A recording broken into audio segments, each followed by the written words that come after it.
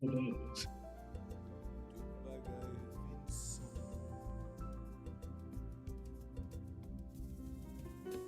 ti moun des an ki nan vivon, twen nan m'a passe le volet maman qui s'anouye.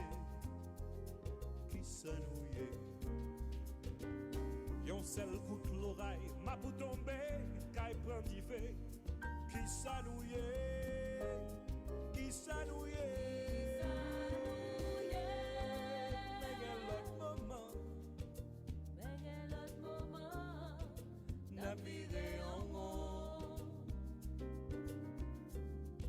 Sans nous pas comprendre tout ça, la vie a fait subir. We get lot maman, comme ça sans klaxon.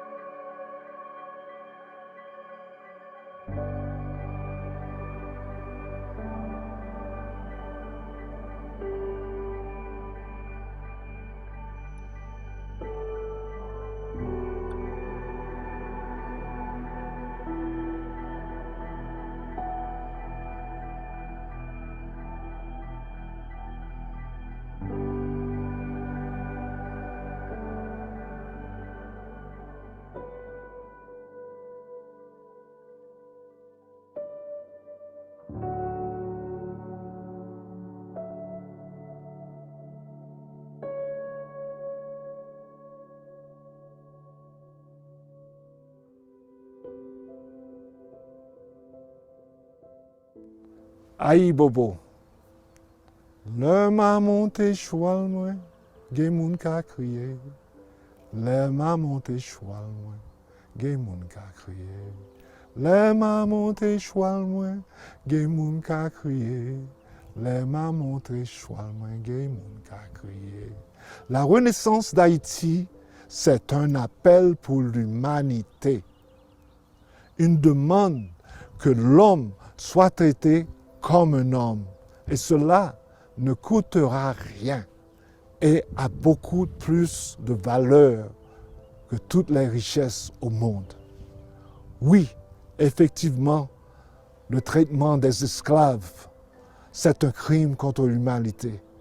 Et la France est le seul pays que je sache qui l'a déclaré officiellement.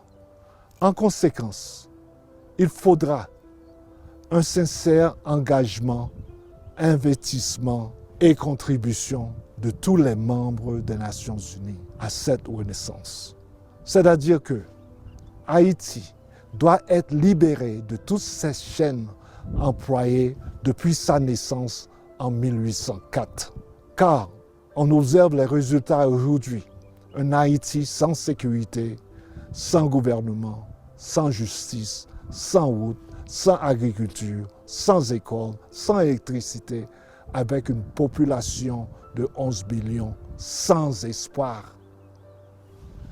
Il est temps qu'on enlève les genoux sur son cou, car comme George Floyd, elle a besoin de respirer.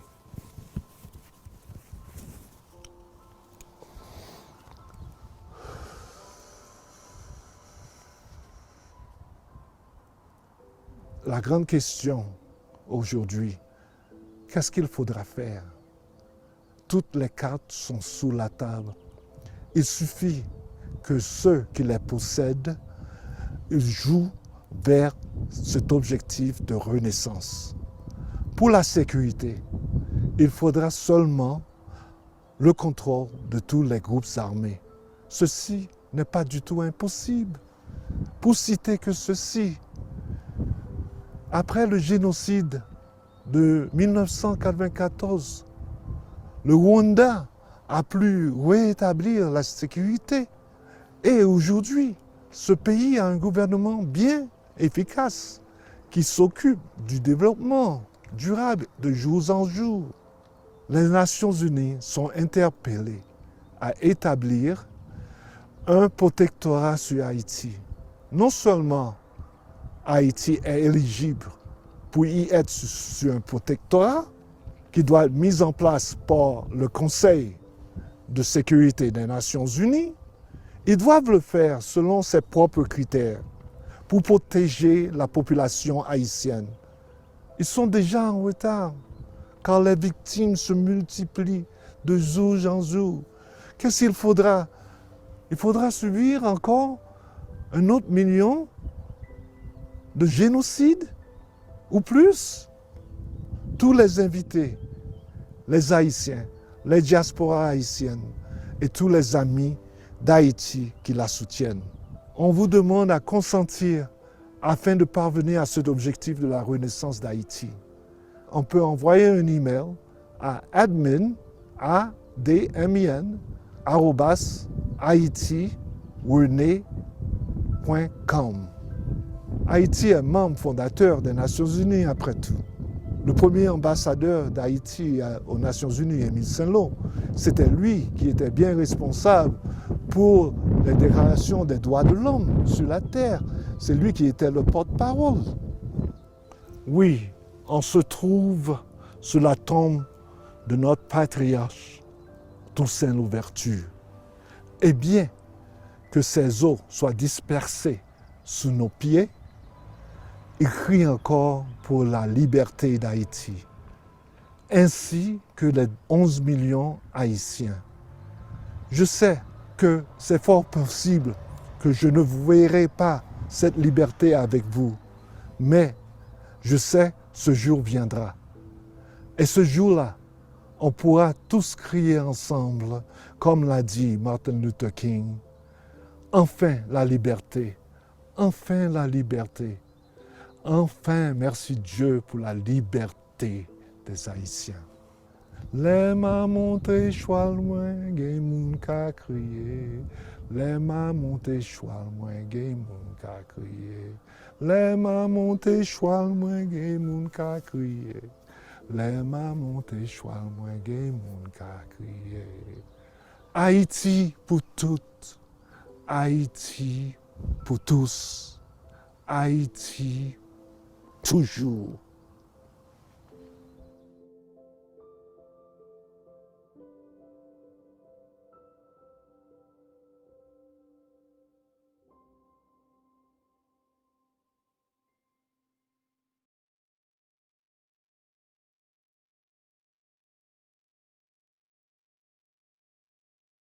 Good evening, everyone. Thank you for coming. My name is Alexandria Maloney. I'm currently the president of the International Association for Black Professionals in International Affairs. I am joined here by a panel of my colleagues who work very closely on Haiti-related topics and efforts. So I'm very excited for today's discussion. Not only is today a discussion, but it's also meant to serve as a coordination call for those who are in the BPIA community and beyond. We see that there's a number of folks who are present here on today's call. And so we look forward to having a fruitful discussion about areas of opportunity around coordination for the current Haiti situation. So for today's call, again, on behalf of Black Professionals in International Affairs, we welcome each of you. If you have not explored becoming a member, we invite you to do so. We also have formed a informal coordination task force, of which we'll share the information in the chat where you're able to join our coordination database, where you're able to submit recommendations and questions that you may have. If there's any Powell cohort members, if you're able to pull that from the group chat and put it into the Zoom chat, I would greatly appreciate it. For today's agenda, so I will open today's call with kind of some framing, if you will, around what has been identified as building blocks of a more safe and stable Haiti, a hypothetical year outlook, and then we'll move to each of our experts who will give a very brief kind of state of play and situational assessment, and then we will open for discussion. So shaping today's discussion, there are a few key questions that we hope will guide this conversation and that may be our learning outcomes. We recognize that people may be coming from different levels of proximity and expertise, if you will, myself included. And so I'm here in a learning posture to better understand what's happening in Haiti and how we as a community may be able to help support efforts around coordination. And so in order to do that, I think it's important that we understand some key information. Who are the key stakeholders? What is happening? What's the ideal outcome and end state of the situation? And what would it take to realistically reach that outcome? What resources would we need, financial, social, or political?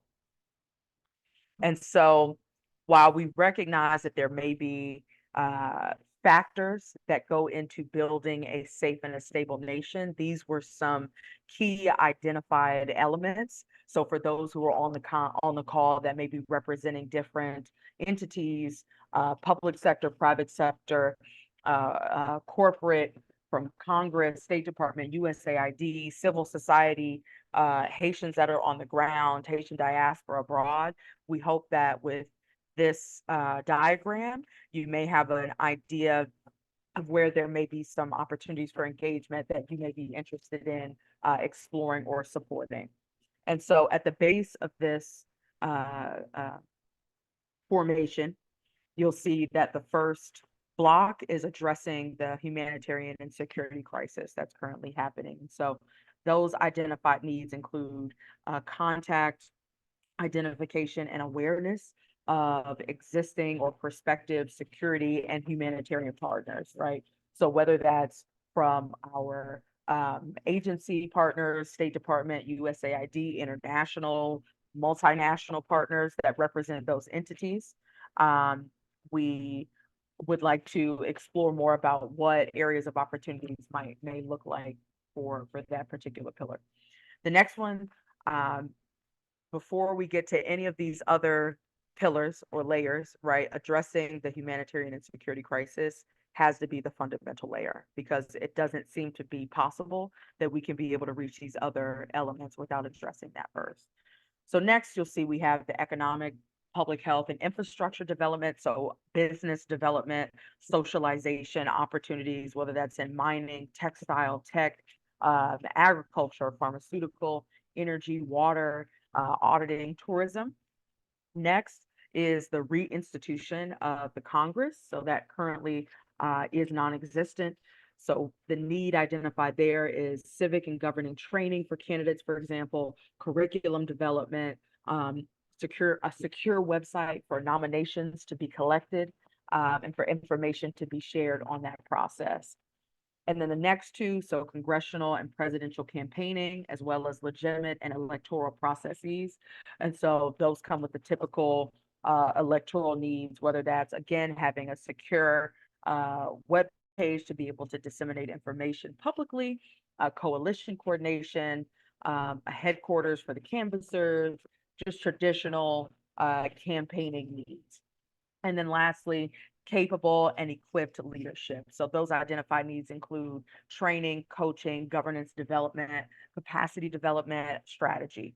So if you are a part of or support or are in proximity to a federal agency or corporation or a defense firm or a civil society, a nonprofit organization where you think that you may have expertise or resources that you may be interested in supporting some of these efforts, we encourage you to submit your information into the database form where we may be able to connect with you and help kind of connect the dots behind the scenes on to relevant parties. So next, we have a hypothetical year outlook here. And so we're here now, March 2024. The first step of this year has been an attempt of coordination and mobilization of relevant stakeholders. So we recognize that the Haitian current situation is of interest to communities broadly, right? Both in country and internationally. There's a lot of moving pieces and different entities that are supporting this cause. And so BPIA would like to be a convener, if you will, or coordinating element in some of these efforts so that we can be more agile and more strategic in working together to be able to reach a more safe and stable Haiti. And so here I won't go through and read all of them, but just generally speaking, so strategizing, you know, priority one would definitely be leaning on the humanitarian and security efforts, the development and socialization in terms of aid in the country of a possible Haiti restoration bill with U.S. Congress or an international facing bill in that case. Next would be the identification of systems and partners in legitimizing the voting and the electoral processes around late summer, early fall. You know, some candidate training within that process. And then next, moving it towards the end of the year. I mean, from now until the election day, you know, contact and socialization of economic development and infrastructure leads. The dates of the campaign period for congressional and presidential candidates, that has not yet been announced, but what we are tracking is a August 2025 election day. If you do have questions, as I invite our speakers to come up and give their assessments, feel free to begin placing them in the chat and or being prepared to, we will invite you to come off of mute if you would like to ask your question, but we will ask you to be very succinct. So we will be taking questions at the end of our presentations from our experts. So thank you for listening to my presentation portion. So I'll go ahead and pass it to our first speaker, Mr. Gary Juste, who was the USAID Mission Director in Haiti in 2019. So please join me in welcoming Mr. Juste. Thank you, Alexandria, for this great welcome. And good evening to all of you that are online right now, and thank you for taking your time to listen to us this evening. It's midnight here in France, so if my energy is not as high as normally is, you will understand. Okay, the situation in Haiti right now. Gangs have taken Haiti hostage. And it is said that they are united now, and they want to implement a coordinated attack on all the institutions in Haiti. I have friends and people that I know right now that haven't been able to leave their house for the last 15 days because of shootings that's happening in their neighborhood. This is where we are. To address this situation, we must do it as soon as possible. Now, we need to first reflect on how did we get here? No, we don't need to go back to the 1700s, but I can tell you, from the disbandment of the military in 1995 by the then president of Haiti, certainly was a precursor to the establishment of the current gangs that currently exist. In 1985, after getting rid of the army, the president established his own private security force in the country. A number of youth participated in that. And in 1995, the Haitians, private sector oligarchs also started to getting their own security apparatus so that they can protect themselves from that same force established by the president. So for the last 30 years,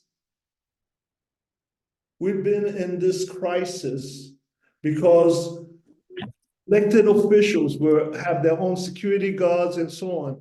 Half of the Haitian population today are under 30 years old. They don't know any other Haiti.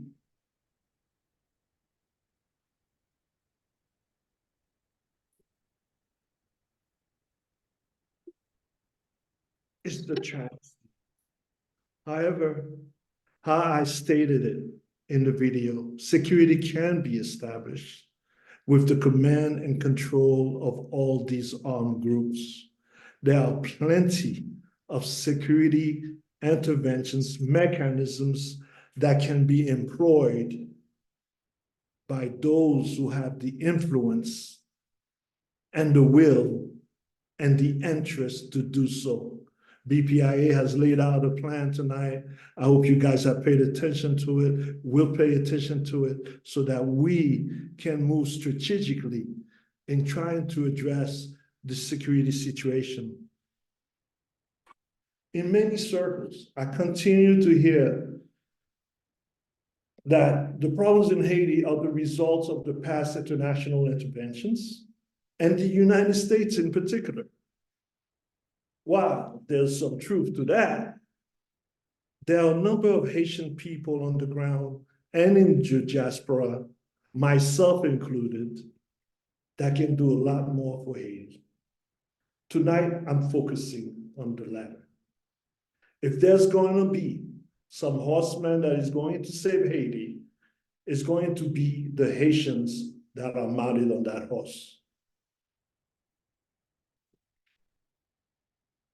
By the way, did you know that Toussaint Louverture was named Louverture because of the way he defeated armies like the Spanish, the English, just by the way he rode his horse dividing those armies? We can do it again. All interventions by the United Nations require the consent of a recognized government or leadership of a member state or country. Since Haiti has neither, not a legitimate government, not a legitimate leader, there is no confidence in the people of Haiti, in any institution that was gonna come and do some foreign interventions. In fact, these interventions I looked at historically have not been good for Haiti. So it is my position that we can get the consent, or at least get a lot of people to sign up, maybe to be the BPIA, or maybe with the Haitian people in Haiti. When I mean Haitian people in Haiti, they all have access to telephones. Maybe 10 people to a telephone, but they still have access to the web. Just like we do in the United States when we want to have write letters to our Congress representatives. We can have people sign up to different things that are proposed to them, to sign up for it so that we can have the consent of those people for whatever interventions that are going to be taking place in Haiti. I will just use one lesson learned from my experience as mission director in Haiti.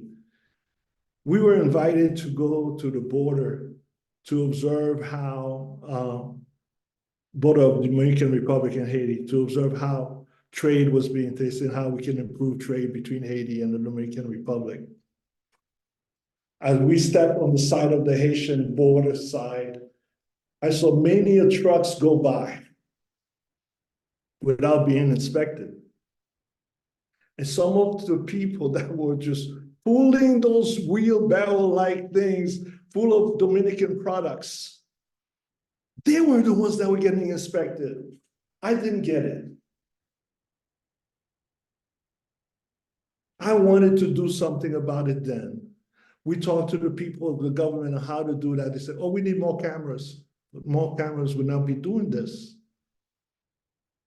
And then my real surprise was when we got to the table to negotiate those better trade with the Haitian Chamber of Commerce and the Dominican Chamber of Commerce. And I realized with 40 people sitting at the table, there was only one black person. One black person was sitting on the Haitian side. On the Dominican side, there was none. Are these people going to be the ones that are going to represent the interests of the majority of the Haitians? I say not. But because we have to deal with them legally, they're the ones that when a foreign government deals with. We have to change that paradigm. And when we look at this, the strategy that we develop, we will need to look at how we can do that. Yes, Haiti needs a solution. It needs an immediate solution for security, which I said can be done fairly fast, and we can easily get from here to there. I'm excited to hear from my other panel speakers so that we can, after this meeting, this is only the beginning of what we want to do. And I didn't have enough time to go over all the things I wanted to say this evening, but I am open to any questions that one may have regarding the Haiti situation. Thank you. Thank you so much. If we can give Mr. Juste a round of virtual applause. Thank you so much for taking the time to speak to us, especially in the midnight, literally in the midnight hour where you are right now to be here. But we appreciate you taking the time to come and share, I mean, your decades of expertise. So thank you so much. All right, next we will go to Chris Shell, who is a BPI board member and a fellow at the Carnegie Endowment. So please join me in welcoming Chris Shell. Good evening, everyone. And thank you, Alex, for organizing this. Thank you for inviting me to this panel. And it's a pleasure and it's an honor to be able to speak after Mr. Juste, you know, someone who has so much on the ground experience and has done so much work from both sides of the aisle, from the US side and from Haiti side as well. So there's a lot to be said tonight, but where I wanted to start from was thinking about U.S. policy towards Haiti, and Mr. Juste touched on this to a degree. I think it's really important thinking about U.S. interventions of the past. Unfortunately, the U.S. has a knee-jerk reaction going all the way back to the early 1900s to intervene with military force in Haiti, which has in many ways destabilized the nation, further exacerbate issues.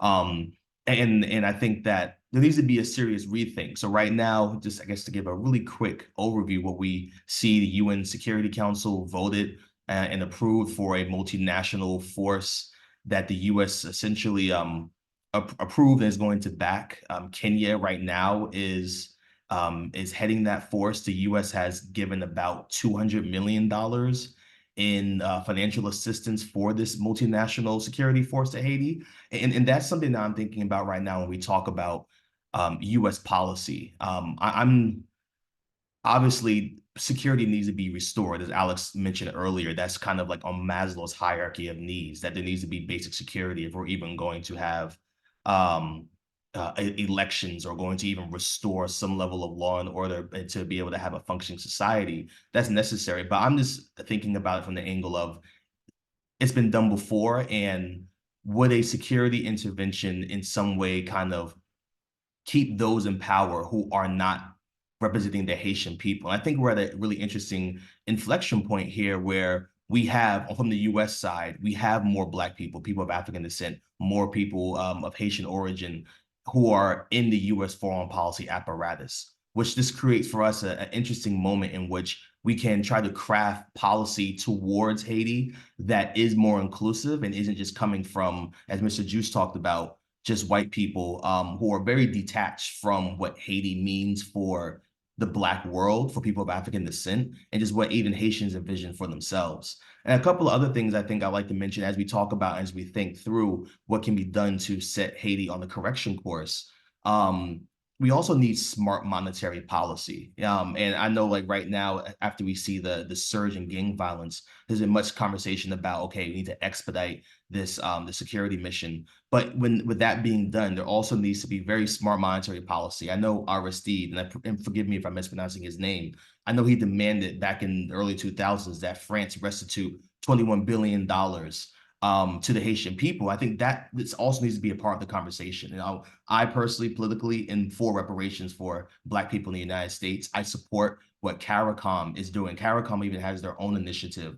CARICOM stands for the Caribbean Community, to get some form of reparation from former European colonial powers. That also needs to be in the conversation as well, talking about the indemnity that Haiti had to pay after they fought for their independence, and how the US and US banks even profited from the payments that Haiti was making back to France. So smart monetary policy needs to be a part of this conversation as well when we think about these type of issues. And also one last thing as well, when it comes to security, you know, obviously security can look like boots on the ground. I mean, we can think about the interventions of the 90s and the 2000s and how those boots on the ground scenarios in many ways led to some unfavorable outcomes. But we need to also talk about what can the US be doing differently to stem the tide of illegal weapons going into Haiti. Now, that's something from the policy side that the US can rethink, and from their perspective, without having to resort to having another intervention that can probably go south, like we saw the ones that happened with the EU in the early 2000s. What can the US do to stem the tide for guns going into Haiti? You know, if you can limit arms, which many nations have done, that can in some way try to mitigate the violence that we're now seeing. So I'm open for those who have different ideas and perspectives on how we can craft proper US policy. That's my angle here, really, is what can the US do differently? Because obviously what we've seen in the last several decades is that US policy has fallen short, unfortunately. But we're at a critical moment here where we have more people of African descent who are at the table and who can bring a better perspective, a more inclusive perspective. And that can in some way secure proper security that doesn't run the risk of repeating past mistakes, so that we can actually have a Haitian government that is reflective of the Haitian people. And obviously I'm open to questions after. I guess I'll hand it off to my next panelist. Thank you. If we can give Chris a round of applause for his contributions to today's discussion. Thank you. All right, next we will go to the founder of Haiti Policy House, Mr. Wolf, Pamphile. And please correct me if I'm mispronouncing your last name. Pamphile. It's Pamphile, like feeling. The Italian in me wants to say Pamphile. That's why. But I want to you. say thank you, Alexandria. Thank you, BPIA, for having me here. I am truly honored to be here. My name is Wolf Pamphile. Good afternoon to everyone. To all my Haitians, I would love to say Ayi Bobo, Mian Pichai Balu. And I mean, I was born and raised in Haiti, in a town called Cap-Haïtien, which is the largest city in Haiti. Previously, the capital of Haiti. And I left Haiti in 2005, right after the coup d'etat against Jean-Baptiste Aristide, the former president. Michelle briefly touched on that. And even now, we have other folks in the news like Guy Philippe. That is one of the main names being thrown around. He was previously in jail in the US for drug trafficking. But I had the unpleasure of meeting him in person, because when I was about 13, he held my school hostage for 3 hours looking for collaborators or fans of President Jean-Baptiste Aristide. Then shortly after that, my family left, so we had to relocate to Brooklyn, New York. But today, I'm going to show, Haiti Policy House, we are a think tank focused primarily on foreign policy directed towards Haiti, meaning US foreign policy, Canadian, UK, whatever foreign policy is being drafted or implemented towards Haiti, we want to have a say in it. We want to make sure Haitians are at the table. And throughout this entire time, we've been analyzing the situation. We've been analyzing, doing social media investigations on the gangs themselves. So today I'm going to do more of a visual presentation. Alexandre, if you don't mind giving me the wheel here, Yep. I would like to land the plane for a second. Okay.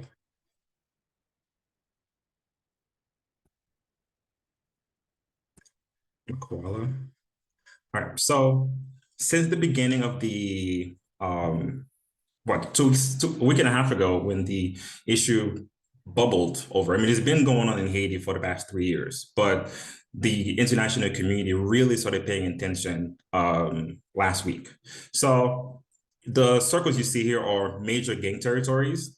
And now, as of today, they're no longer, I mean, they still have their own neighborhoods, but they are all combined and fighting together against the government, against the state. And their whole purpose is to make sure the President Ariel Henry does not come back and there's a new government in place. However, whether or not they will give up their guns after all that is done, since we have a potential electoral transitional government being organized, whether or not they will give up their guns is a different situation. That's to be seen. I'm going to zoom in real quick just to conceptualize Port-au-Prince for people who've never been to Port-au-Prince. So this is downtown Port-au-Prince, right? We have the airport on the top here. This is the international airport, Toussaint Louverture. Gary, thank you again for that video. It was amazing. I actually have a tattoo of Toussaint Louverture on my arm. And you see here at the center of the red area here, which is Village de Dieu. This is where the primary gang, ISO 5 secondes, meaning the 5-second crew, they hold this territory hostage. And you see you have the Ministry of Finance, you have the National Palace, Ministry of Commerce, the US Consulate, and all the different embassies. And in addition to that, we have the National Penitentiary, which took over the news the other day with all the prisoners that were released by the same gang and others, and also a police station as well. And so if we back up a little bit, we can see on the side here, the US embassies on the far side, their staff were evacuated over the weekend by helicopter. And this is the broad view of Port-au-Prince, right? Now I'm going to go into some videos that we were able to pull together from social media accounts. I mean, it's very similar to every situation, like in the US or in Latin America or in the Middle East. You're seeing people who are doing bad act, they're all recorded and put it on social media. At the end of the day, everyone, regardless of who you are, they all want to be heard and want to be seen. And being even in this territory, one of the issues that we've seen is that the police are outmaneuvered or outgunned by technology as well, by soldiers, weapons, and also technology. The gangs are surveilling their territories and the police using drones. And I'm gonna play this video here. This was before the entire situation unraveled. These are the gang members leaving their territory with long, if you look closely, you might be able to see some very long weapons. I'm not sure if there are any weapon specialists in this call here. I'm just gonna play, you may not be able to hear the sound, but I'm going to play the video here for a second. And these are all folks. You see this guy on the white hat leaving with a lot of guns, long weapons, carrying towards the city to get this operation going. And they're just kind of like letting the population know this is going to happen. We're taking over today, and this is how we're going to do it. And right after that, we have a drone footage as well of the prison. This is where the gangs themselves are looking over the prison. I'm not sure if you can hear this, but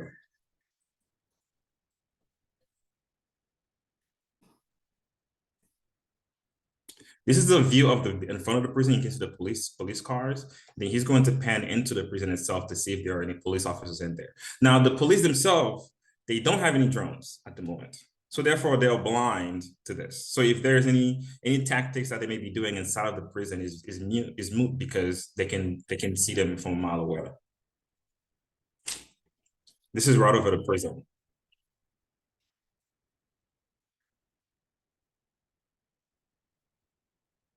So essentially he's saying, we're right above them, we're watching them, and they can't have any backup because there's nobody in here. This is also the same prison, the Colombian mercenaries who assassinated President juvenile were also being held. So they are also inside the same compound as this is going on. And this is a drone footage as well of the same gangs. You see there's an armored vehicle up top here. This is a gas station in the neighborhood called Potay Leogan. You see people walking here. You can't really see them, but their arms are up saying don't shoot. And then the gangs are just monitoring the police location of this armored vehicle, and also saying stop shooting, let's not hurt the people that are walking by, which is odd because they are at the same time killing people, but also gaslighting people, saying like, we won't hurt you, we won't kill you, but also they'll do the same thing as well. And then this is a footage prior, this is last year, where they were doing surveillance of a police station that's in their neighborhood. You can see the SWAT car here holding the road down, but at the same time, this is the police station. They're just taking a look inside, see who's in there, comings and goings of police officers. And if this was in the US, whoever was doing this would be investigated, would be arrested, because you can't do this to a critical infrastructure as a police station. Fast forward here real quick. So they're just paying attention to everyone and then see what's happening in the neighborhood. This also keeps the population in a state of fear, knowing that the gang leader has a drone that he can watch you. And this area here, I'm going to show this. I'm going to show you guys as well. We were able to obtain most recent, the video is not playing, but so they're pretty much watching the police officers in a similar situation, just making sure they're in sight of the two Humvees that are here. And also you can see the destruction around downtown Port-au-Prince is pretty deteriorated over the time. And this is another video from last year as well, where they were attacking a police officer who, he didn't make it to the Humvee in time, so he had to run for his life. So essentially, they're just pretty much recording him and also ridiculing him on social media, and also showing people the police can't help you. Look at what we were doing to them. And this poor guy is running, his bulletproof vest is flapping everywhere, and they're shooting after him at the same time. Now, you may be wondering, well, how come they can't go find him? Well, at the same time, they're also patrolling their neighborhood. This is the neighborhood of the gangs. The particular gang is Iso Sexagon, which is the red area that I showed before.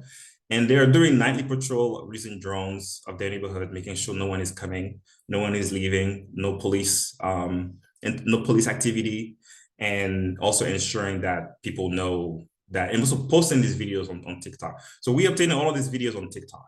So they are letting people know, we are watching you. If you follow us on TikTok, we can see you too. And we also obtained updated satellite images from March 9th. I'm not sure if that was Saturday or so. And this is a picture of that same police station. This is it in the middle, in this is the same police station right here, the weird pick looking area between the two streets, Salomon and Durand.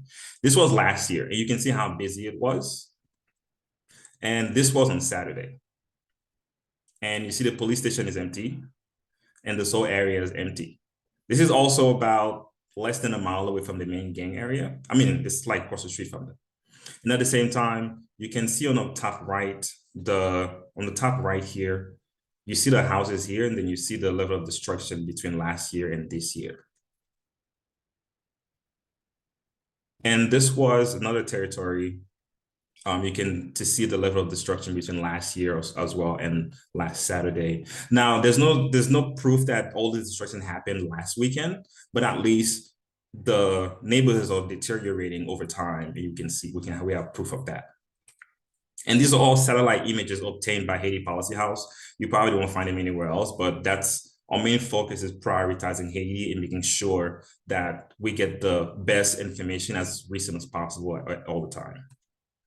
And this is the territory, this is the area where we were seeing the two Humvees face to face with each other. And you can see this was last year, and this was over the weekend. And you can see in the middle of the street, the blockades that they put in place, and also the destruction between those two on right side of the street where Dessalines Street. So it's very different, less green. I'm not sure if there are any other damages like burn cars or anything like that in that territory. And on the right side, you see a soccer field as well. And that soccer field is actually clothes being dried by people who seek refuge in this facility. So they had to leave their houses, they had to leave, sleep in those properties, and also trying to dry their clothes on that soccer field as a way of doing laundry by hand. And you may be wondering, well, where are the gangs living? Nobody knows where they are. In comparison to other conflicts around the world, like finding Bin Laden or finding Pablo Escobar, we didn't know where they were for years. However, in this situation, the gang leader of this group, we know where he lived. This is his house. This pool you see in the middle with the curvy on top and then the square at the bottom and the blue rooftop, this is his house. And we know, how do we know this? Well, he posted on TikTok. This is a TikTok video of him showing off his home, showing off how he's living. He's there right now, probably on his TikTok. And it's not that we don't know this. We know this. It's just that he has some kind of impunity that no one can touch him. And this is the kind of surveillance, this is kind of information we need to make known. Even some Haitians who are in Haiti may not know this, but at the same time, we took the time to scan through his social media and also scan through satellite images to make sure we find his exact pool and make sure we publicize his location and make it uncomfortable for him to move around. Even from abroad, we're making sure that we can have impact in Haiti and in the US as well. And these are the drones that the gangs are using. It looks expensive, but they're able to get it. They have a lot of money from kidnapping, drug trafficking. And we know this because we've seen the drones that they're using on TikTok of them using them. And then this is the kind of drone that you attach your phone on the top, and then you can move around and see in your screen, whether it's an iPhone or an Android, you can just monitor territories like that. So if someone has 3 of these, they pretty much have what you will call in terms of war, like air supremacy of a territory, where if you're the only one with eyes in the sky, then you have an advantage over everybody else. So my recommendations, what we're thinking about based on analysis, the police need help. And while we're waiting for any kind of support or international support, whatever it might be, there could be technological support that the US, Mexico, and other countries in the Caribbean can provide in terms of providing intelligence to the police officers, providing real-time intelligence, providing satellite images. This is what we could gather on our own as civilians. Imagine what a military with $1 billion budget can get. Even with for the United States, we have the Southern Command in Florida. The Southern Command is the same command that evacuated the US Embassy personnel over the weekend. They were able to hire private helicopters from the Dominican Republic to fly into Haiti to get the staff out. Now, I'm not a military expert, but I'm pretty sure we have planes that can fly 30 miles away, 30 miles above, and then take pictures or give you live feed of a certain neighborhood, especially the one that's 90 miles away from the US. And I just want to end this by saying, Haiti can receive technological support from the United States and partners. Haiti can also benefit from having technology that can help set boundaries around specific territory to prevent drones from entering or leaving, similar to what we have to the airports in the United States, where you can't fly a drone over JFK because there's a virtual perimeter that prevents you from going in there. And also having laws that prevents people from flying drones in certain areas, or even in this situation, right now we're at a critical moment where it could be useful to prevent the sale of drones or bringing drones into the country by traveling. Maybe we should set that up for a certain amount of time to give the police a fighting chance to get this done. And lastly, I just want to say, I know we have a lot of staffers on the Hill. We have a lot of folks from federal agencies. We started Haiti Policy House last year, and through many conversations, we've heard Haiti's not a priority. This was all last year. Haiti's not a priority. No one is working on Haiti. We're focused on other things. But right now, Haiti is a priority. And it's always the same situation where something bad happens, we shift focus. And then once it's no longer top news, we move away from it. And as Haiti Policy House, we're making sure that you're always aware of Haiti's issues. We're always aware of working on it. And at the same time, letting you know that words matter. if someone asks you for a briefing, like a supervisor or a congress member or senate, it's important to say, I will get back to you, let me follow up with someone we know, instead of saying Haiti's not a priority right now. They're not there are bigger problems to solve. It may be a small problem to you, but to us Haitians living in the US or around the world and friends, it's always a big problem to us because we have brothers, sisters, family members that are still living in that territory, that are still being killed by those gangs and affected by them. So right now we can't go back home. There are people fleeing, not because they want to, but because they have to. So if I have one request from all of you is making sure like next time somebody asks you about Haiti, not to say it's not a priority if it's the work that you have to do, but just say, I'll get back to you, let me look into it. Thank you very much for your help. Thank you very much for attending. Thank you, BPIA, and thank you all the panelists. I'm here again for more questions if you have. Thank you. Wolf, thank you so much for your for providing your assessment. Can we please give him a round of applause and thank you for your time this evening. We will now move to our final panelist, who is the founder of the Haitian Renaissance Project, Alexandre Telefort. So I will pass it over to you. Thank you, Madam President. Before I start, I would like to thank BPIA for raising awareness among American decision makers and the African American community about the first Black Republic in the world. Thank you again, Madam President, for being a pioneer of this movement of collaboration between African Americans and Haitian for the dignity of Haiti.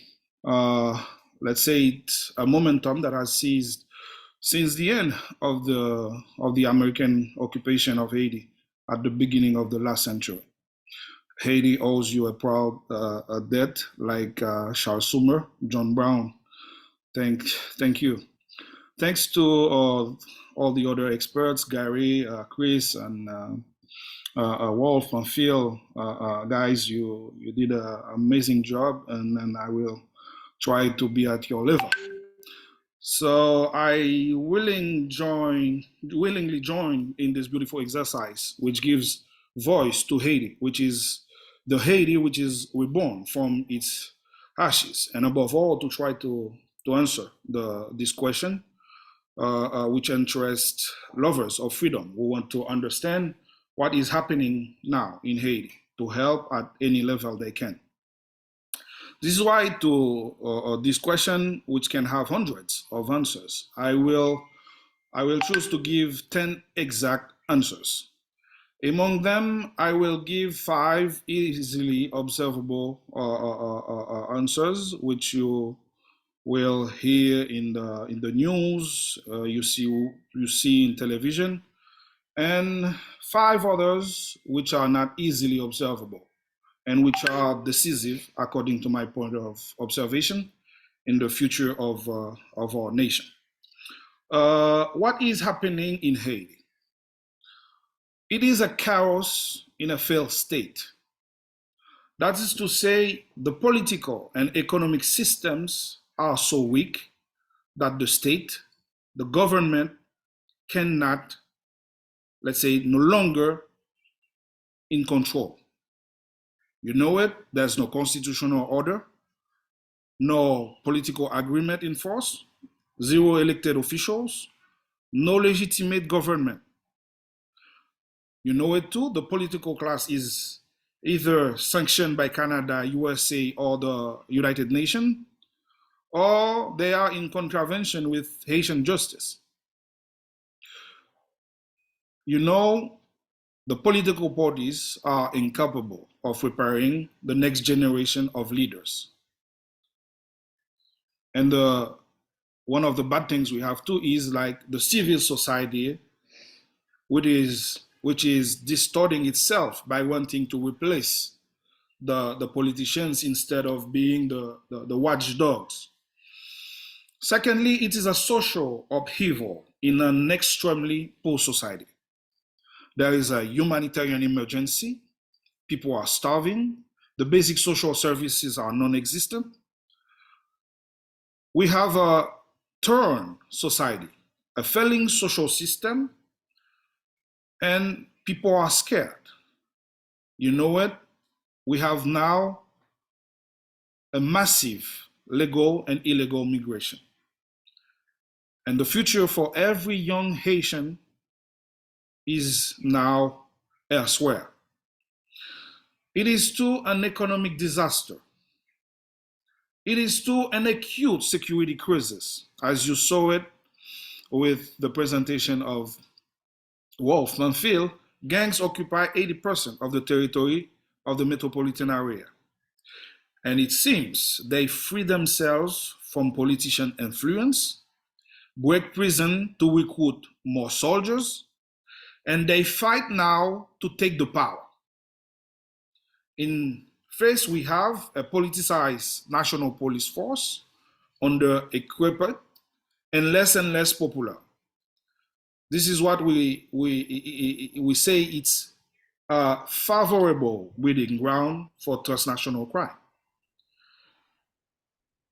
And the last observable answer is an environmental disaster. Right now, we have only 2% of vegetation cover in Haiti. Let me right now present the 5 answers which are not so observable. And depending on your point of observation, are decisive in resolving the crisis. What's happening in Haiti? It is the failure of the first democratic transition. The assassination of President Jovenel Moïse marks the end and the failure of the democratic transition.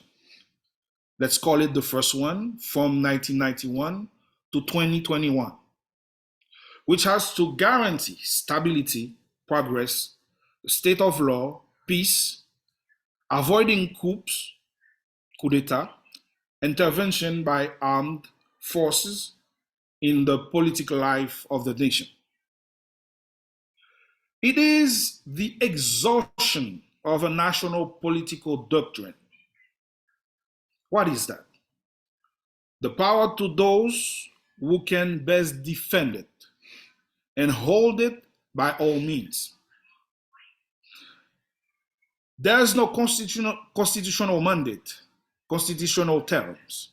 There is only time for resistance. There is no national project or government project. There is only the management of the interests of the oligarchs and the most violent. It is to the accomplishment of a neo-colonial project. It is the President Roosevelt who said, we must constantly raise the barefooted people against the people with shoes, and put the people with shoes instead of tearing each other apart. This is the only way for us to have continued predominance over this country of Negroes, which won its independence by force of arms, which is a bad example for the 28 million Black people in America. End of the quote. It is to the refusal to live together in hell. Naturally, the barefoot people raise again against the barefoot people themselves, against the people with shoes, and people with shoes against people with shoes in the hell that Haiti has become. And finally, it is the opportunity to rise from the ashes. Despite everything, it's not over for Haiti. There are lovers of freedom who are keen on the reconquest of the dignity of Haiti. And we have a huge advantage. 70% of the population of Haiti are under 30 years old. And there is too a conscious diaspora who wants and can help. But the peace project does not resonate with the international press and decision makers. You know it. The violence right now silences any progressive and pacifist desire. So what are the imperatives of the situation? What we call the foundations of the Renaissance project. It's necessary, first, managing the humanitarian emergency. 2, secure the country. 3, restoring democracy. 4, founding the state for all. 5, organize and systematize the popular sovereignty. 6, rebuilding the national economy. And 7, righting social wrongs and uniting the nation. So what we observe in terms of attitudes of the international community and the USA particularly, each time Haiti finds itself at a decisive crossroads where it must make choices, we see a sort of deus ex machina coming to make proposals to us. Those proposals must often turn out to be impositions. And when we would have applied these impositions, they come to tell us that we made the wrong choice again. We missed one last time our chance. So, as Pamphile said it, Haiti is a priority when violence increases. Haiti benefits from a policy of double standards. What Haiti means, it's not what Ukraine means. Haiti is infantilized or considered as a SH country. Haiti is the symbol of the incapacity of blacks to govern themselves. Haiti only speaks through the international media the language of violence, corruption, and anti-democracy. So the international community and the United States particularly want no transition in the transition. This is what they said when it was necessary to change leadership in Haiti before the end of the agreement on February 7th. Now they are chanting, we need a quick transition. So there is a major misalignment between us who want to get out of this imbroglio through a national project, which we can call the Restoration of Democracy Project, or the project of the new democratic transition, and the international community, which wants to expedite the situation without a future plan, so that we fall back afterwards, after the elections, in the same situation. So what should we expect from the United States, really? Since with Canada, they are the main actors in national politics, they must absolutely give the signal by encouraging a decision close to the Constitution and a reasonable deadline for the organization of elections. And especially in terms of humanitarian emergency, mobilizing now and without any consideration a humanitarian aid for the population. In terms of securing the country, stop the distribution of weapons in Haiti, mobilization American volunteers and others from the army, if possible, American, to support the national police. Mobilize the 200 million to strengthen the national police, because the reality is, after each intervention, the national police is not stronger than before, but weaker.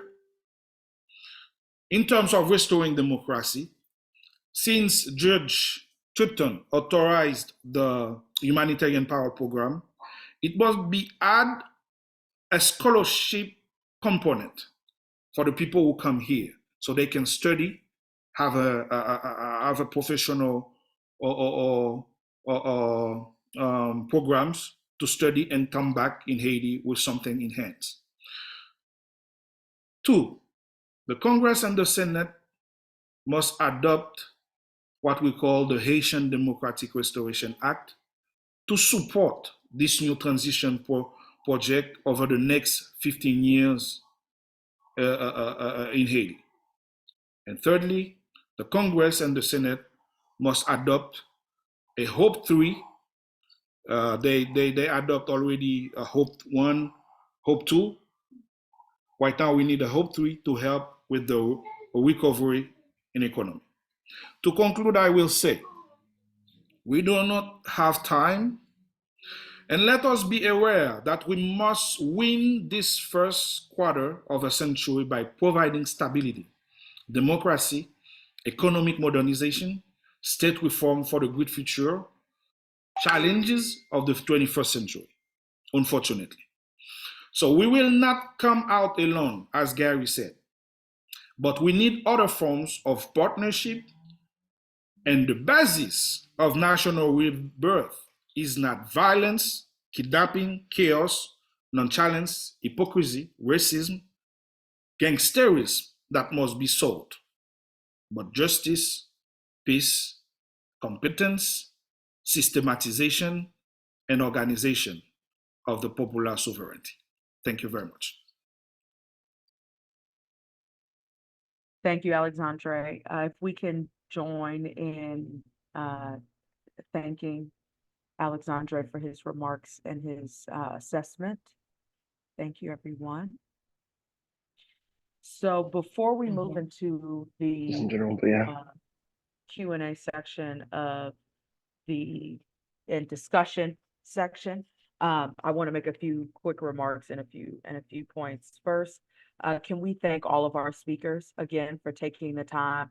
I can only imagine the amount of weight, stress, exhaustion that many, not only our speakers, but those who are also here on the call who are working around these efforts.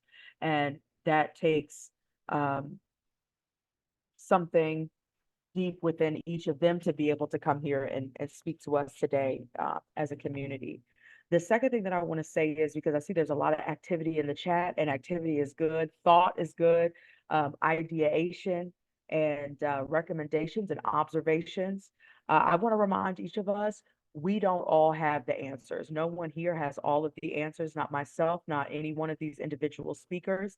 The point is that, and the reality is that each of us, I believe, has some resource, some capability, some expertise that can be able to help support this effort. So if that is you and you have an interest or an expertise and you want to learn more and want to contribute more to supporting this cause and this particular effort, we invite you to join our attempt at coordination around this effort through the BPIA Haiti Coordination Task Force. It is a fully volunteer-run task force, and so for those who are interested and involved, the link has been put into the chat and it is displaying here on the screen as well. If you have any questions related to this task force, the coordination database, the opportunity to provide recommendations and view those recommendations, please email us at haiti@ibpia.org. So the purpose of this task force is not for Alexandre Maloney to be expected to run this entire thing, or Wolf or Chris or Alexandre or Gary. Okay, this is a collective effort. And when we are talking about movements of mobilization, if you will, it takes all of us to be able to get our hands dirty, get into the mud and support efforts in what ways that we can. And so if you are supporting a humanitarian organization, for example, or a security organization, for example, we invite you to both come and submit your information if you so wish onto the database and view the database as well and make that direct contact with other entities so that we can be able to move faster. So we're not waiting on the leadership, waiting on BPIA leadership or me or some other entity to be able to move efforts forward. And so we also will have a recommendation submission form that is also visible on this site as well, where you can both submit and view the recommendations. We invite our congressional contacts who are on and our government contacts who are on to view those recommendations. And for those who are tasked, our think tanks and academia who are currently writing these white papers, right, to leverage this as a resource and to share and disperse across you all's networks. And so with that, we will move into open discussion. We will ask, I'm tracking and seeing that we have questions in the chat. I'm also seeing a lot of discussion. We invite you to, do a hand raise with your questions. I am moderating the Q&A section. We invite our speakers to respond, but we also invite, if there is an expert on the line who has some specific information, we invite you to either join and verbally share, or please put your your response or any additional information into the chat. We also recommend putting your recommendations or leads or information or knowledge into the recommendation form that we have. That is our primary collection method. So the remainder of this call really is meant to be asking broader, bigger questions, not to try to get the answer here on this call, but identifying what should be our core lines of effort. Have we identified all the key stakeholders? Have we looked at these approaches to this situation in different and new and innovative ways, not in the same ways that we have in the past, and really looking at and understanding who are the partners that these larger or international entities have identified and who they're helping. That's a recurring question I'm seeing in the chat.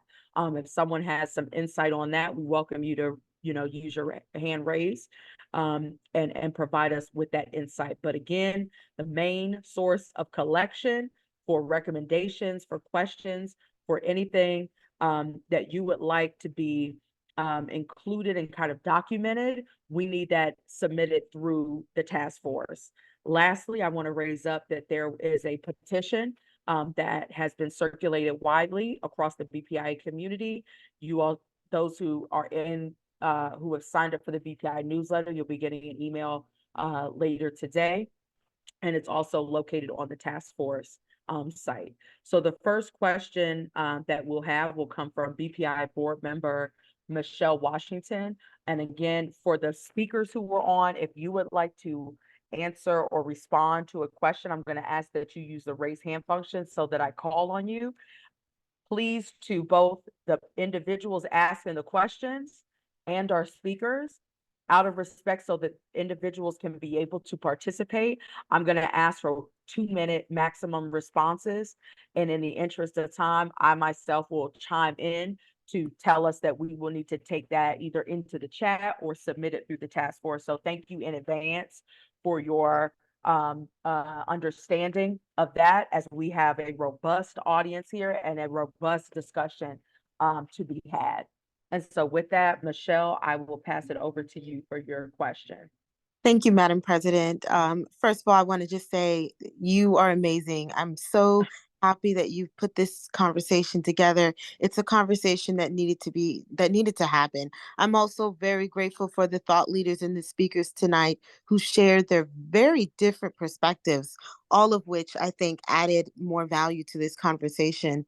One of the things that I put in the chat earlier, and that I'd like to see if any of the speakers would like to dig a little deeper into, is this idea of how technology is really shaping conflict as we know it. There's precision weaponry, there's cyber warfare. In some cases, there's an information warfare. There's advancements in technology and communication, and even unmanned systems that are really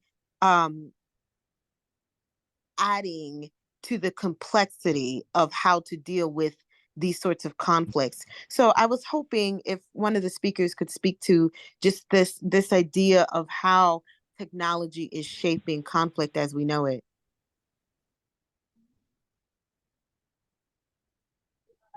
And before we move to responses, either from our speakers or from those who are in the audience, I see one question that I'd like to address that's here in the chat that's requesting, can this discussion be off the record without recording?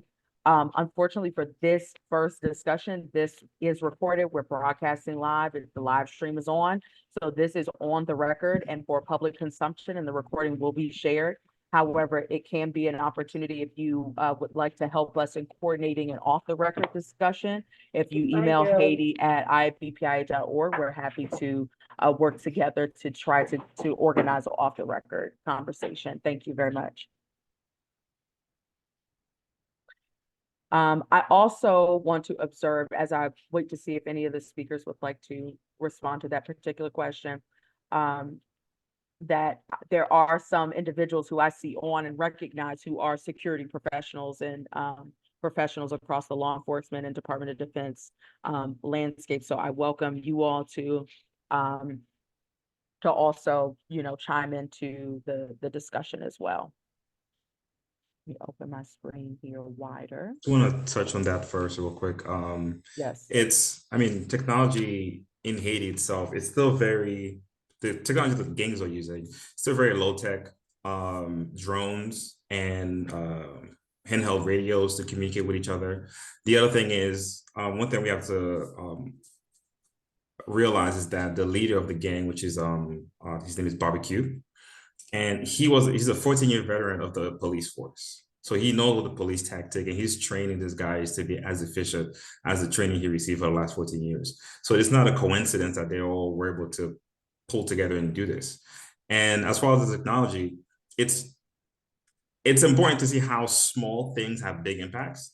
Like a $1,400 drone can have disastrous impact or benefit, whether it is to do site survey on agriculture, or whether it is to Ukraine using it against Russia or Russia using it against Ukraine. It all depends how you apply it. But however, in Haiti, in terms of technology and drones, I truly advocate for anything non-lethal. Haiti is Port-au-Prince is a very densely populated area, and the people that are causing the chaos, they're like less than 1%. And I would not be okay with anyone losing their lives because of those gangs any more than they actually are already. And I think technology, there are a lot of technology out there. It's just a matter of the stakeholders who have those technologies to connect the dots to see how Haiti can benefit from them, and also willing to provide that technology as well, and not see Haiti as like a lost case, or they won't make any money off of it, so they're not going to support it. So here we are. I'm open to anybody who's in defense, security, who can touch on my presentation as far as like the security and technology piece. We're really looking for that. Yep. Thank you, Wolf. And I've received some contact from security adjacent organizations and entities who are interested in learning more about how they may be able to support the efforts. So they might not unmute and come on and talk today, but they are on and listening and in proximity to the work. So thank you. Next, we'll go to Johnny Williams. Thank you so much, Madam President. To the speakers, thank you as well for your presentations. Just quickly, I am a recent graduate with my master's degree. I specialize in migration issues and policy within Latin America and the Caribbean. My question is more so for the overall panel who touched on addressing the humanitarian issues. And I want to frame my question into the context of addressing that, but also in the context of a recommendation. So first, I would just ask, what is it specifically that you're looking to address within that humanitarian context that you would want the United States to do, as well as international actors? And I would say, from my own perspective, from a recommendation, is one, call on the Biden administration, Biden administration to stop deportation of Haitian citizens and nationals from the United States. Extend TPS, temporary protective status, which is supposed to end by August 3rd of 2024. Remove the pathways to entry for Haitian nationals specifically. We know that the Biden administration put through the humanitarian parole that has 30,000 nationals that can essentially will receive this parole. But if you had other stipulations, for example, if you came to try to get into the United States through a pathway of an undocumented status, meaning going through Mexico or any other type of pathway to get to the United States, you're automatically denied.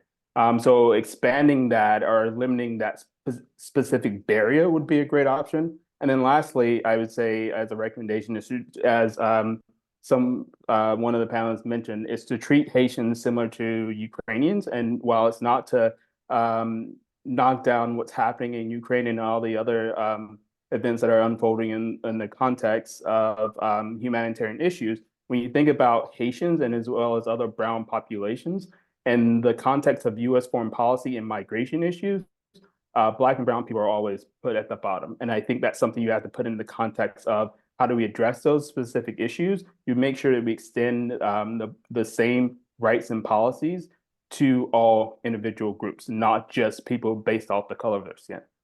And that would be my question as well as my recommendation. Thank you.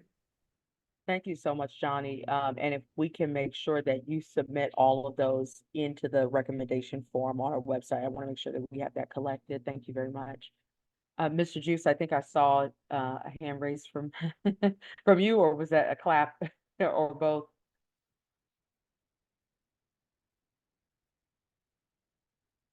I see you're muted. I don't know if you were trying to respond there.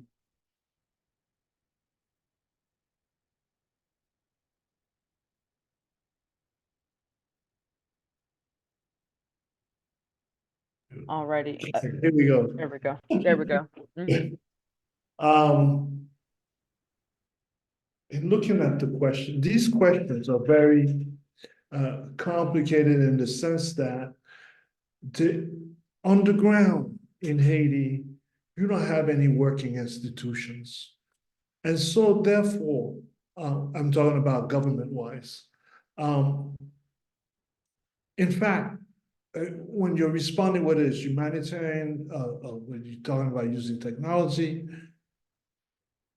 even the hospitals that are working best in Haiti are providing their own services because the Haitian government is unable to provide water, electricity, and everything else that they need. The working hospitals are the ones that are self-sufficient because they are able to provide their own services. And so because of this void of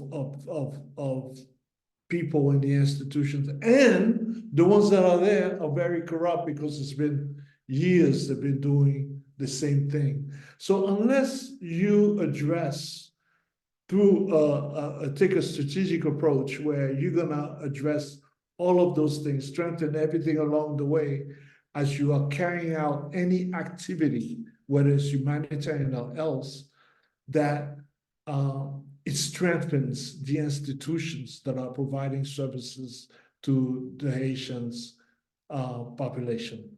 And you gotta target it like this because people often say the money is not going into on the ground, it's going to the NGO, or for that matter, the private sector themselves are the ones saying that because they want to continue to have those trucks, as I'm saying, to come across the border so that they don't pay any taxes on it, so that they dominate and they create and they control the prices of the food that everybody's eating. It's just a tremendous task to look at how you approach Haiti. We, as AID, we have developed a strategy to how to address these things in all the categories, but you can't get to it without when you have all the judges paid for by the time you get to it. It's just a very messy thing to do. I would encourage that those that want to do something to strategize together. We can do something, but we have to keep in mind that all those elements have to be taken into account at the same time, so that the guy that spent $150,000 that he sold his house goes to Haiti to try to do something, they take it away from him because it's so corrupt. We really have to, those things are really required. It's not just a normal situation. This has been going on for years. I'm sorry to make it sound so badly, but it is what it is. Oftentimes you go to Haiti, people are saying it's the people you know that can do. No, I'm more impressed with the people that you don't know in Haiti. That's what we need to focus on. Chris Shell, did you want to tap in on that too? I thought I saw you unmute earlier. Yes, just really quickly to Johnny's point. I mean, you bring up a really good issue, Johnny. I think the issue here goes back to just U.S. immigration policy and just the inherent racism of U.S. Of U.S. policy. I mean, just thinking about pre-1965 immigration from Black majority nations was limited. As somebody who's partially of Bahamian descent, I understand that it's very limited to have Black folks coming from these nations into the US, and that changed drastically post 1965. But then even then, when you have the wet foot, dry foot policy that we saw enacted, and if I stand correct, I think that's been repealed. I probably have to brush up on that myself. So I mean, so the answer to what you're saying is, yeah, from the US perspective, and I think we as Black people in the US, that's our critical advantage. And I'm sure that could be listed on what this Haitian task force can do, is revamping, understanding that quite clearly the United States is a European settler colony that really wasn't designed with having a large influx of people of color entering the nation. And that's really at the crux of what we're seeing, what I will argue is what we're seeing with the current Biden policy. It's like, isn't this extension of racist U.S. immigration policy? And that is something that I believe is within our realms to kind of change and turn around. But for myself, even when it comes to limiting the deportations, it still doesn't kind of get to the crux of, well, I would say the security problem in Haiti. Okay, wet foot, dry foot, still a law of the land. Okay, thank you for that. But you're right, that is a step forward. But for myself, one thing that I'm wrestling with right now is, but how do we solve, what's the root of this migrant situation that we're seeing? Thank you. Thank you, Chris. Alexandre, I saw your hand was raised. Do you want to respond to that too? Yeah, I think Johnny talked about how to manage the emergency humanitarian, right? And you recommend something for in the U.S., but not in Haiti. Okay, so no, absolutely, we need and we have the expertise of Mr. Gary here. He was one of the director of USAID in Haiti, and there's no secret in those. So we have still NGOs in Haiti right now. We have international organization agencies. We have churches. We have association. So the thing is to coordinate this movement, and have this collaboration. So the diaspora can start with it, okay? The diaspora can start with it, and even the American government can help. And then after the coordination with the actors in the place where we want to address this question, we need to make the assessment and prioritization, conduct through needs assessment to identify like the most pressing humanitarian needs. And then, to the emergency relief and basic service. So we need to provide immediate relief because people are starving in the form of food, water, shelter, and it already people leave those places and want to go somewhere they can feel safe, So, and they need medical assistance. You see, they have a lot of children, so we can do that and to have this kind of healthcare infrastructures and services, So because those are the people needs those really right now. So this is for me the best way you can structure all of that, starting by the diaspora and have this coordination and make the assessment and the prioritization, and then see the emergency relief and basic services, and then structure the healthcare infrastructure and services. So yeah. Great, thank you so much. So we will now move to Jean-Julien, and if you feel free to share any affiliation that you may have before you respond. Thank you. Yes, thank you. My name is Jean-Julien. I'm a student in international relations at UMass Boston, but I'm also part of Well, I do a lot of like volunteering with various organizations here in Boston dealing with the migrant crisis. So I would say that these were my affiliations. So yeah, my question is, I don't know like if the securities issue is one of the top priorities in this initiative. So I know like there are many proposals on the table. There's one that's already undergoing, which is the multinational security mission. And we have today the president of El Salvador who said that, you know, he may be able to fix the situation and he has done it in his own country. So he has some credible reputation around that. And we also have some proposals here that says that it would be wise to provide some technology assistance to the police in Haiti.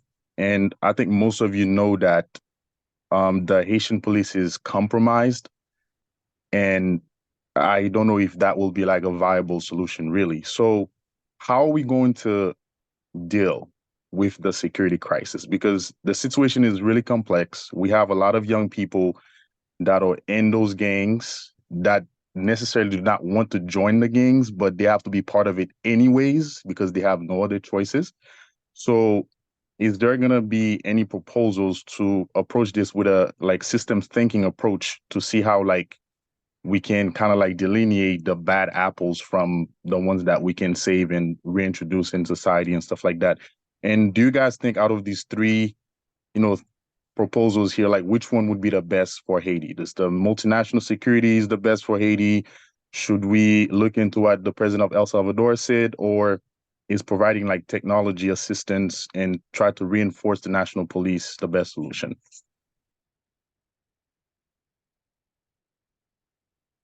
Can I just chime in with the national piece?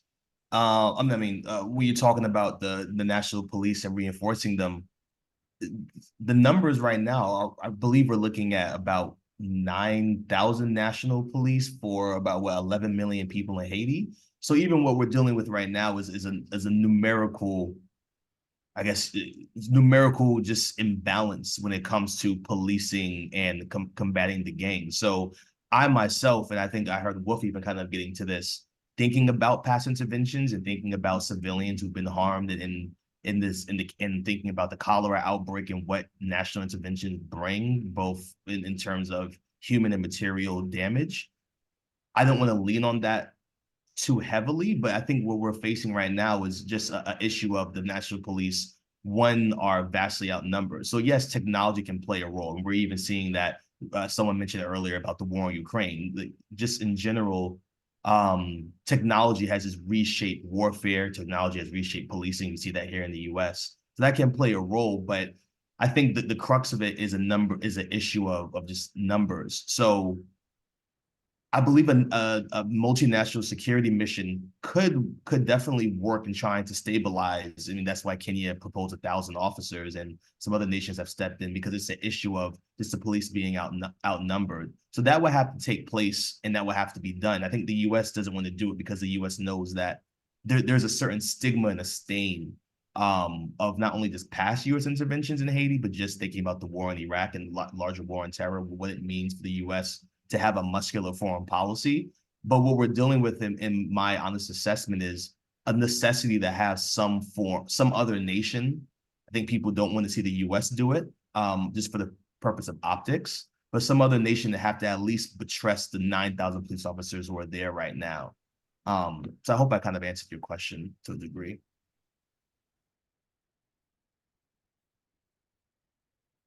So touch on that too. I don't know if Gary has anything to add. Oh, okay. Did you ask that? Yes. As I mentioned, this security situation requires command and control of all the armed groups. And the only way you gonna do that is if it gets to a point where you make it in the interest of all those armed groups to, and as they are doing right now, because misery is bringing them all together to unite to face the current situation after 30 years of they themselves Right now, all the ports are closed, all of the, no airline is coming in. Eventually, they're not gonna get any more anything, and they're gonna be in the same boat with everybody else. And in a way, I told my friend, misery does not discriminate. This is an opportunity now to do something to bring people together, as it has been done in Rwanda and so on. We need some Haitian, some leader that needs to identify themselves and be able to mobilize people, which is very difficult to do, by the way. Because I've heard an ambassador say to a senator once, I'm going to listen to you the day that you have 1 million people in front of my embassy. And what I was speaking of earlier, how do you mobilize people? By using technology? Just like I said, you can mobilize people by using technology and having people respond, because there are people that are just dying, willing to do something for Haiti right now, in Haiti, that are on the ground, that are starving, yes, but you can reach them. You do not want to go back to the same old, because I have people that when they first announced the international convention was coming in, there are people that called me and said, "Hey Gary, I had this number of apartments I'm getting ready to do. You think I could find finance so I could finish these apartments?" So that there are people in Haiti that are just looking forward and this is why the international community is very reluctant to reinvest in that way, because the same people that provided services that exploited the Haitians will continue to do the same thing again. It just has to be approached differently. It has to be approached with an entity, or with the leadership of a Haitian that's willing to make it different. And the other thing I would say is also, remember that what is the political interest of the elected officials here in the United States is political. For example, when we talked about the deportation of criminals back to Haiti, we know that's not in the interest of Haiti, but what president, Republican or Democrat, can change that policy? They can't, because politically they lose their seat in the government. Okay, it has to be a partner that's sitting in Haiti that's strong enough to say, "Hey, this is wrong. This is against the interests of Haiti. We can no longer afford to have people that are criminals to come in this country, because we don't have the apparatus to even handle the ones that we already have on the ground."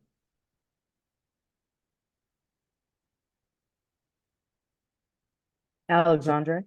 Oh, sorry, Yes, sir. Gary, I thought you were finished. I'm finished. Okay, thank you, Alexandre. Yes, thank you, Jean-Julien, for this question. As you heard it from me, I said it. The security is one top priority we have right now in Haiti. But the thing is, do we gonna prioritize like solution just for a moment, or solution for the future? So if we talk about solution for the future, we cannot accept really this mission, okay? Because since 90, we had a lot of a more powerful mission in Haiti, like MINUA, MINIJUST, MINUSTA, etc., with a lot of army people, army. They were army, they were military. And the thing is, each time we have those interventions, we don't really see the national police like get stronger after each intervention. But the police and the national police like got weaker. Okay, so right now we cannot do this. We need to support absolutely the national police. For me, it's a first step of the resolution of this national crisis is the first step. Support fully the national police. Let's say, if I said it in terms of recommendation, like the 200 million that the Senate vote for this mission, the U.S. Senate Congress want to vote for this mission. It will be better to have this money for the national police in Haiti, okay? And we know after those missions, like those interventions of the national police, we will have a better police with this experience, okay? So we know we won't have this kind of gangsterization of the country again, because we gain in terms of experience by fighting those gangsters, it will be very good. So in terms of other policemen from other country, no, we want this. And then the other thing is, I told you that there are a lot of veterans here in United States, Haitian American, who want to come back and help the national police. So if we can mobilize those people too, it will be great. So they can participate in these efforts of strengthening the national police. So this is the best option we have for me. Thank you. Thank you, Alexandre. Wolf, and then we'll go to a question from the person who has the acronym MAIL as their name. So Wolf, we'll go to you next. Jean-Julien, thank you so much for this question. I think it's at the crux of this talk here, and also the situation that Haiti is in right now. But I'm just gonna touch on various things. So the first thing you talked about was the corruption part, right? You can't guarantee that anybody's gonna not corrupt. There are a lot of police in Haiti, and the reality is, in some situations, you can't blame them, because at the end of the day, they live in neighborhoods along with the gangs. Their families live there. They have to go home at the end of the night. They have to do things. So it's a matter of survival. I mean, I think they always say this, like, there's a thing that says, like, being further away from a policy or from a situation, you have more moral stance on the situation. Like, you can say, like, oh, how come you can be so corrupt? But you realize that this person's family is literally hostage. Their family cannot live this neighborhood if he's not there. They can't go anywhere. So it's either your wife and kids or you cooperate with the gangs. So they're in tough situations. And at the end of the day, your other police officers don't have your back either. And on the same token, you have police officers that are truly dedicated to help Haiti.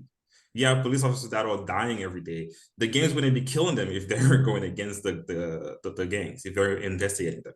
There are police officers that are actively dying every day, that are trying to arrest these guys, that are trying to bring them down. They just don't have enough capacity to do so. So the same situation has two different sides to it. And I always tell people, like, nothing is ever black and white, specifically in Haiti. It's very complex, and there are, like, a lot of social nuances and complexities that impact those decisions that people make in situations like that, especially in terms of conflict. And also, I think one of the things that came out of the situation a week and a half ago is that a prison, 4,000 people were released, right? And that is a disaster. But at the same time, there were people in there that were in jail for stealing something small that's been in there for like 10 years. And at the same time, I think part of the mission was to, how do they deal with the prison? What do they put the gangs? What do they deal with them? I'm like, okay, well, now the prison is empty. That's the reality that we're in right now. There's nobody in the prison. There's only about 90 people in there, right? And how do you now shift focus to target the dangerous gang members, the dangerous people, and making sure you have a place within that system, you strengthen it, and then you put systems in place, security in place for that prison, that you target individuals that are actually causing the most harm in the country. So the question was, is the insecurity across all 10? The insecurity is not across all 10 departments. My family's from the North. There are some instances where some insecurity pops up, but Port-au-Prince is its own unique thing, its own unique beast. There are situations, parts of Haiti you would be in, you would never know this is happening in Haiti. So, and I always tell people, Haiti is not the entire, I mean, Port-au-Prince is not the entire Haiti. There are people in Haiti that are having completely different situations, right? Completely the opposite experiences. But at the same time, we must also think about the rural areas, because once they start really going after the gangs, the first place that they will go to are the rural areas. And those people have even less protection from the police because they are so far removed. So I think I always tell people the solutions for Haiti, it's never one or the other. It's all of them, maybe, all of them, maybe not. It's all about what's the best option in each one of them and how do we pull them all together to have a constructive and long-term impact on the situation. So I'm not sure if that answers your question, but it's always, I think an answer that leads to more questions is even more important. But I'm happy to talk to you even more after that if you would like to discuss further. Thank you. Well, before we move to the next question, I want to flag. So I have 3 questions that were here pulled from the chat. I'm going to state them, but ask that folks, if you have a response to it or any insight to any of these particular questions, to please email us with some follow-up on it so that we can capture that. One is, firstly, is anyone tracking any congressional bill or activity on the Hill for, financial support towards Haiti right now? The second one is State Department and the White House have repeatedly stated that they are, quote, working with Haitian partners to respond to the current crisis. Does anyone have any insight into who these partners are? And then the third question is, has there been any negotiation attempts with the gang leaders directly? So if you have any insight or anything, recommendations or things that you have to share, please email us or submit that through the recommendation form. I'll go ahead and pass to for the next question to Male. The acronym says MALE. If you'd like to introduce yourself and then ask your question or make a comment.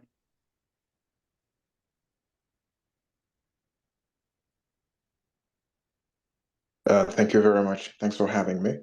The name is not MALE, it's an acronym, MALE, that stands for Mouvement Haïtien Libre et Indépendant, Movement of Free and Independent Haitian.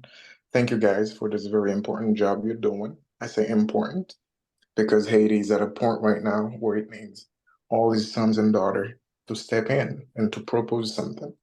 My question will go for Mr. Alexandre. I heard he was talking earlier about the restoration of democracy. My question would be, was there a time we had democracy? Can we restore something we never had?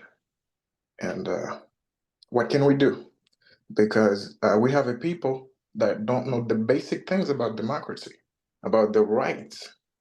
Can we have a democracy when the majority of the people in the country don't know what democracy is? Thank you very much. Great, I can answer, Madam President. Absolutely. Okay, wonderful. The thing is, you didn't say the name, but you said the name of the movement, and thank you for the question. What happened is, if you know the history of Haiti, the political history, like since we took our independence in 1804, remember it was the army, okay, the indigenous army who helped Haiti gain the war of independence. And since then, until 1911, when we got the first democratic elections, you had this army trying to lead the country, and it was like a very bad way. Like always we had coup, like coup d'etat. Always if somebody don't accept with the president, so he has his army, he comes to Port-au-Prince and take the power, and then other people come from the south, the same thing, take the power, etc., etc. So this is our history during the 19th century and by the end of the 20th century. But when we decide, after the dictatorship of Duvalier, to become a democratic country, we start having popular elections. And you know it, one of the key things to talk about democracy is the participation of the people, okay? The participation of the people is a key thing. So at this point, of course, you're gonna say to me, oh, all the elections was not really free, was not honest, was not like democratic elections, of course. But the thing is, in the Constitution, we have this opportunity for the people to express their sovereignty by choosing the president, by choosing the Congress, okay, by choosing the mayors, etc., etc. By doing this, it was exactly this. This is why we talk about the national transition for democracy. You know, it was not an effective democratic system, but we were at this stage to make this transition from those instability government, like people always get the power because you are stronger, you have more people with you, etc., etc. So right now, it's not the way to do it. But the thing is too, when you have some bad habits, you know, they don't disappear like just like that. And this is it. During all those 200 and more years that we making politics in Haiti, we keep all the bad habits. And this is why right now we have the gangsters. The gangsters, they are the new form of the army, the military you had in the past. This is the situation, because to keep the power, you need armed forces. You know, you need armed forces because anybody, you just see it. A president couldn't finish his mandate, let's say for 6 months. He was killed. He was assassinated. You understand? So we have this political culture, and this is why I talk about the exhaustion of this political doctrine, you know? So right now, this is the same situation we try to rebuild. Like people who have the army with them, they're gonna take the power. And this is what exactly the gangsters are doing. Right now, you see, they said they're gonna put Guy Philippe in power as the next president. You know? Why? Because they are those ones who are very armed, and then they think they have the power. As always in the history, it's not like unusual. No, this happens all the time. But right now, we need to accept we had this transition to become a democratic country. We weren't, and I said it, we failed. By the assassination of the president, we failed in this transition. So, do we have to abandon the democracy, or do we have to engage a new transition and a new democratic transition to become finally a democratic country?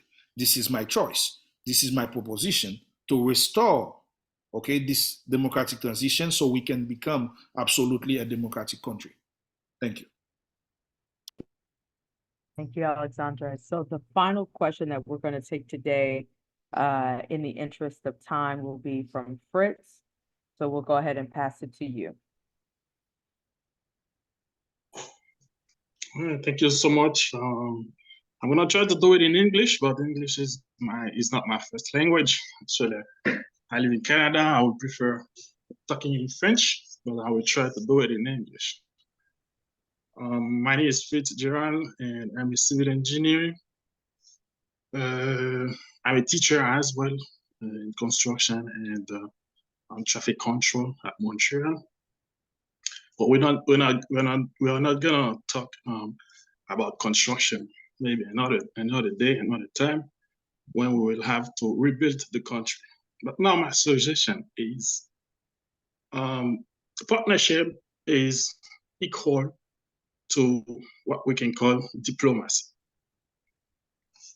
Is it possible to consider that Mr. Donald Trump, who will maybe the next president of the States, is it possible to make lobby to Mr. Donald Trump as well and asking for any eventual partnership? I say that just before the next election in the States in November. Maybe this guy, as we know him, he can only make a statement and then make this current administration move forward. As I can see, as I realize for the several meetings that I participate in Parliament of Canada in Ottawa, this current administration, like the administration of US and the administration of Canada as well, they don't have any need to help us. They don't want to help us. I can't see that because we can see that they are part of the problem. The weapons they provide, anytime to order the police to fight the gangsters, the police do not receive any order. So now my suggestion is it possible to talk to Mr. Donald Trump and get at least a statement from this guy and make this current administration move forward for Haiti? Fritz, thank you for your question. I'm going to invite each of our speakers, if you would like to respond to that question, to please do so. And I'm going to ask each of you to give your closing remarks. So I'll start with Chris Shell.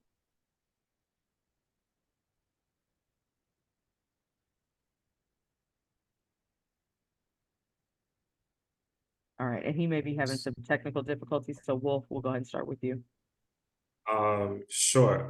I think to answer Fritz's question, I would say it's I think we have to listen to everybody when it comes to solutions. I think policy, you need, even people you don't agree with, you need to talk to them.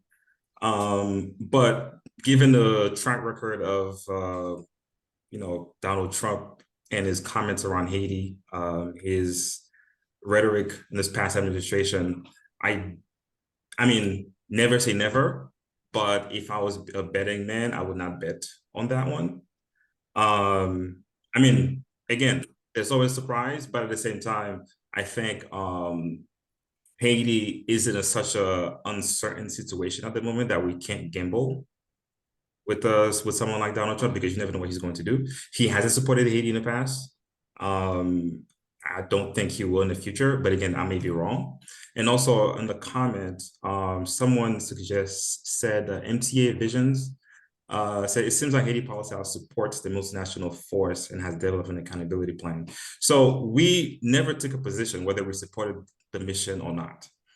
Our position was, as people who lived through the first, the last mission, the MINUSTAH mission, we analyzed the situation and then just understand what was missing. And at the end of the day, the reality of politics is understanding where you have impact. And I understand that there are a lot of people who are for it and there are people who are against it. But if we're saying we don't know if this is going to go forward or not, if it does go forward, what did the missions before did not have? You need to have an accountability mechanism that is set in place before people step foot in Haiti, have clear lines of jurisdiction. At the end of the day, the Kenyan soldiers or from Benin, they're not Haitian. So if something happens to them, they're not going to go to court in Haiti.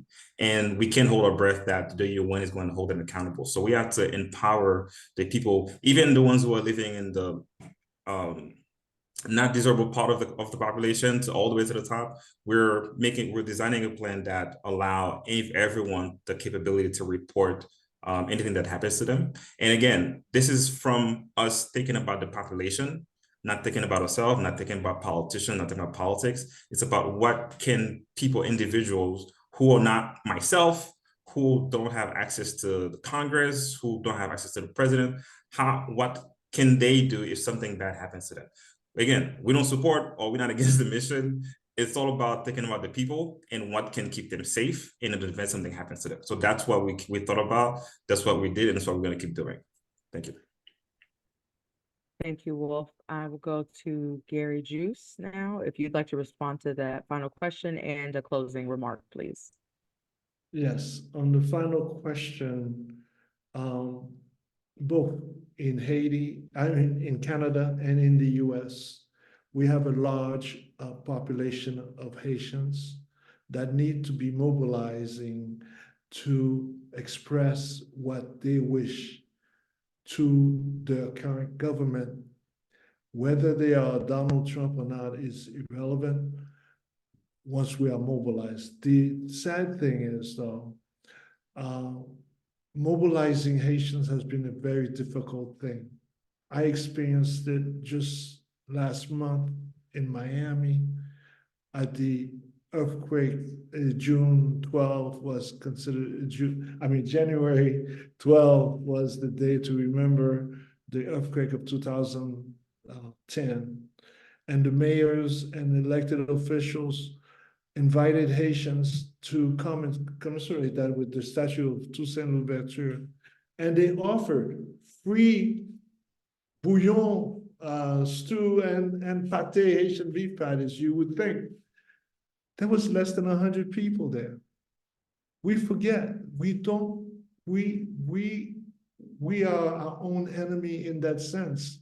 And of course, the governments don't feel compelled to take action on our behalf because we are not there to make that noise. And this is why tonight is particularly important for us. It is an opportunity for you and I to be engaged in such a way to address all those things that Alexandra showed up, the pyramid that we saw earlier today, how to establish things from step by step so that we could have a viable country in Haiti. And with those kind of interventions, this is how we get there. And really doesn't matter. The politicians are just about politics. It's who's gonna get them elected. That's what they care about, first and foremost. So like I had said earlier, I'm not gonna repeat the whole thing. So finally, I hope I answered your question, but I really encourage you to build your community and ask those tough questions that you're asking so that you also yourself become part of the solution. Finally, in summary, I guess I would just say I am enlightened. I've just learned so many things, especially on the technology side of the drones that's going on in Haiti, and my eyes just were open, and I'm more motivated than ever to continue the fight for freedom of nations.